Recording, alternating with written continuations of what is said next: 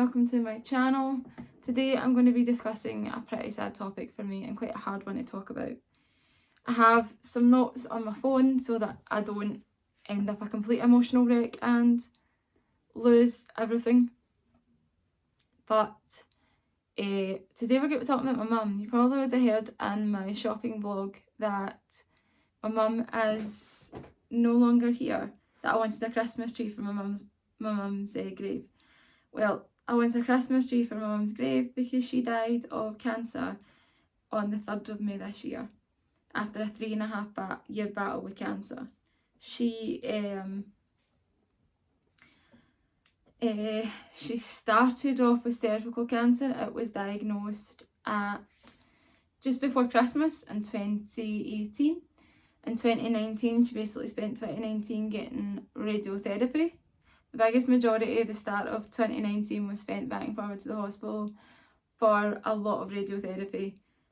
What had happened was when the radiotherapy was finished, they weren't quite sure if all the cancer had gone yet because of the amount of scar tissue that was there. There was a lot of scar tissue left over from, obviously, because the space they did, they couldn't just radiate the bit that was there in our body. They had to, the radiation hit everything. So our intestines were like spaghetti junctions. So they weren't sure what was scar tissue and what was cancer. So they weren't sure if they had caught all the cancer or not. So it then, try to get the timing right. And then I want to say towards the end of 2019 to 2020, we found out she had lung cancer, that the cancer had spread to her lungs. And between times, she had a massive hemorrhage. And we were told, sorry I'm trying to open my phone, we were told that she had a cancerous tumour in the tube that leads to her kidney. Not by a doctor, but by the nurses that reviewed the scans, and that was wrong. And our oncologist was fuming, along with our cancer nurse. They shouldn't have told us that, because that wasn't the truth. What it was scar tissue. So scar tissue had built up around the tube of my mum's kidney and had actually cut off the blood supply to the kidney and killed the kidney. So my mum lost a kidney due to the radiotherapy for her cervical cancer. And they told us the wrong details for that, which threw us through a spin, because we were like, right, okay, now they've found more cancer, where do we go for here?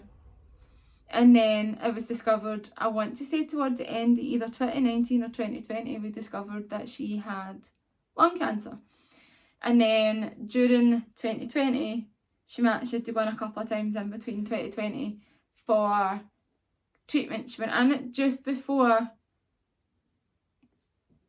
the lockdown for her first course of radiotherapy for her lungs. And then towards the end of the year, before our lockdown kicked in again on the central belt of Scotland, she then got her next dose, her second dose, because it hadn't taken away what they wanted, hadn't done the job. And then they found out between 2020 and 2021 it had spread to her other lung, and I think it started off in, I'm not going to say what lung it started off in because I can't remember. It spread to her other lung and chest cavity, so both her lungs had tumours in them and her chest cavity had a tumour in it as well. So she spent 2021, again I've dropped the phone, 2 seconds guys.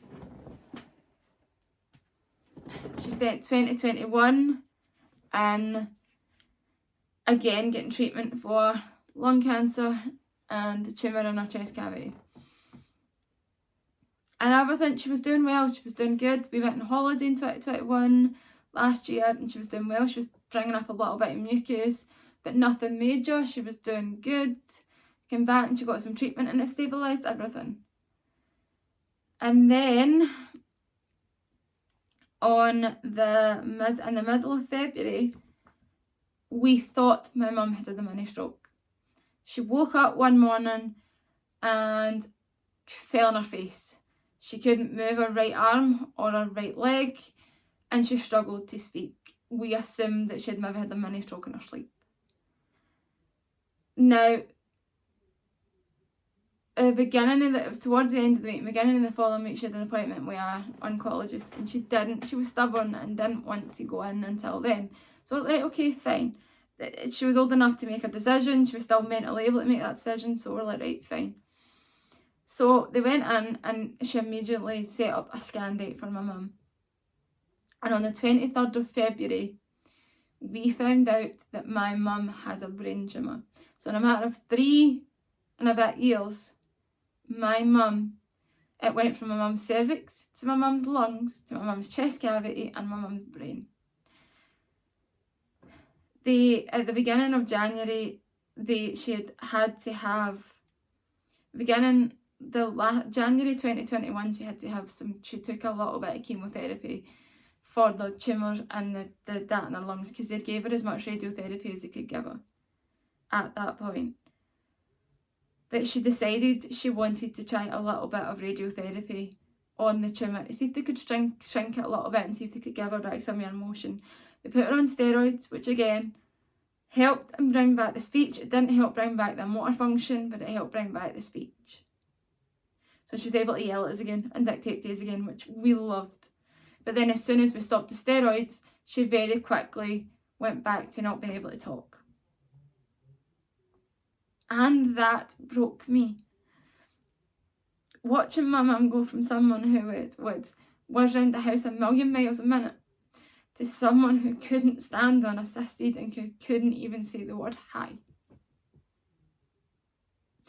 Got to the point where we had to go like that with our hands and go tea, hot chocolate, film, movie, Criminal Minds, Professor David Wilson, and she would tap the hands, do you want a cup of tea? Yes, no, and she would tap whatever hand. Like, it got to that point she couldn't communicate. We lost my mum mentally before she died physically. There was really nothing left of my mum. She was a shell of herself. Cancer took everything from her. They couldn't operate on her because she already had cancer elsewhere in her body, so taking the tumour away wouldn't have done any good. It would have just spread again. She was given about a year to live. She died the 3rd of May this year at 5 minutes past 8 at night, with my dad beside her side holding her hand. Sorry. Holding her hand.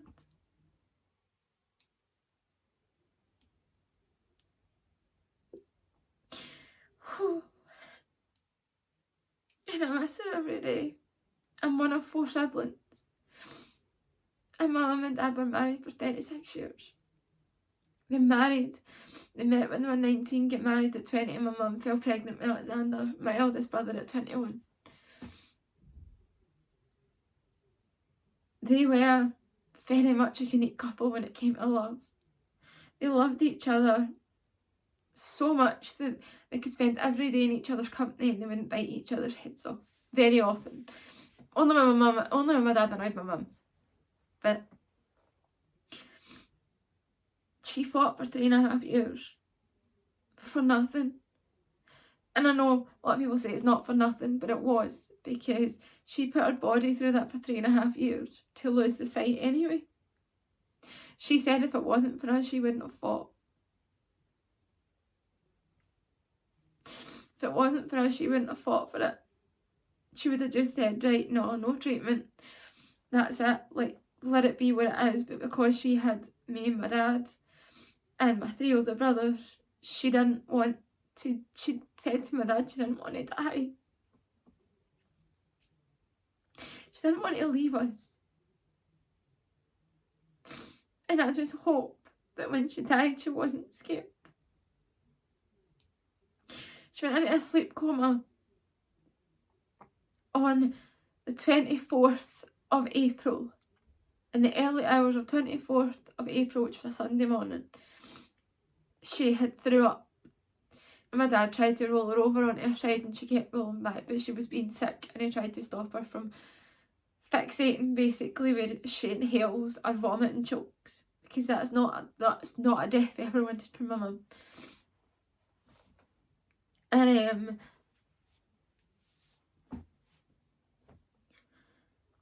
and the nurses had come in. My mum had said the Friday before that she didn't want the nurses in. She wanted them away, she didn't want them at all for a bit. My dad says, right, okay, we'll give it a month. And then I'm calling them back. She never even got that month out of it, to be honest. And they phoned the nurses came in and checked on her and made sure that she had stopped vomiting and that she was fine. And then I went down the stairs because I was like, well, I can't sleep up here anyway, and if you are holding my mum over the side of the bed to make sure she doesn't asphyxiate, then I'm gonna be down the stairs to let the nurses in if needed. So from the 24th of April until the 3rd of May, in fact the 4th of May, so I didn't go back upstairs the night until the 4th of May, I slept down the stairs on the couch. Now bearing in mind I was in here full time helping my dad with the house, and at one point I helped my dad with my mum when she was awake, and before she went into her sleep coma, I was helping look after my mum. I was getting her food and drink and all that jazz, holding her yogurt carton so she could feed herself and all the things that was needed. And it was very difficult for my mum, very difficult. And it was hard. And it was just, it is what it was at the time. And I watched her basically suffer in ways that I hoped that she'd never have to suffer. As I say, she went into a sleep coma in the early hours of the morning and never woke up.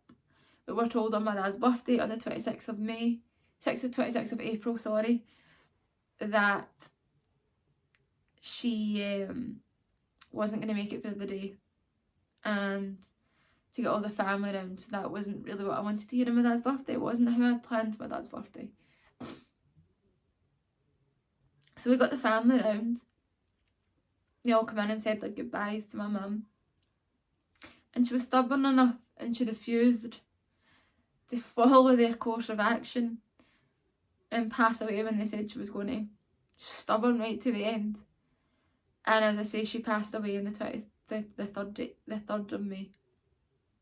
I'd actually come out of the shower and I could hear her breathing was really different. So I dumped my stuff in my room and went down the stairs and was like, oh, you need to go upstairs. And he looked at me, I says, I think my mum's taking her last breath, you need to go, she sounds really, really different. And he went upstairs, I fed out with the cats, and he went upstairs. And he came down the stairs about 5 minutes later. And I says, the first words out of my mouth was, she's gone, isn't she? I could feel it in my heart. Something, when I came out of the shower, something wasn't right.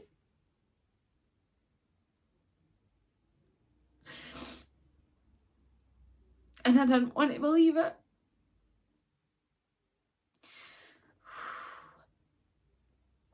And he said, yeah. So the nurses had come in, cleaned her all up, had agreed with the time, agreed with the death, she had died.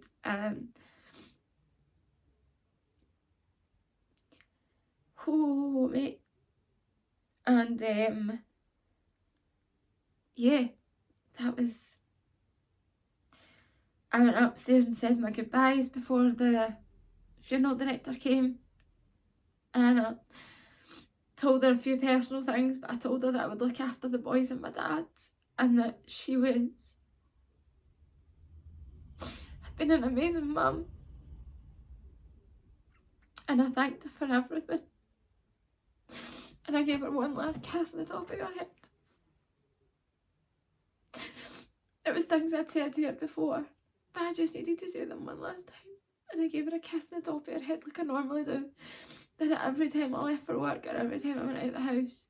That was our family thing. Me, team, me and Stephen, that's what we did. We gave her a kiss on the top of the head when we left. And I said goodbye for one last time. I gave her a kiss on the top of the head one last time. And she was so peaceful. I never wanted her to die. She was too young. And a lot of people say 55 isn't that, 56 isn't that young, but it is.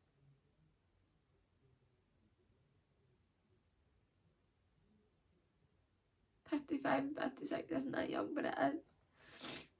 And it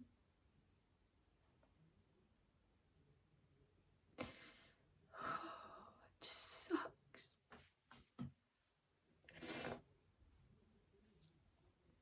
Sorry, I must not the best now.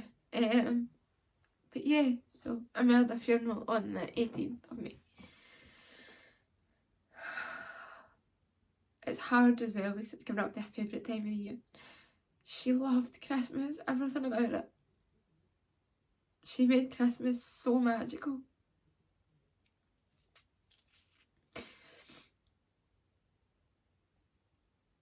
And I just wish she was still here.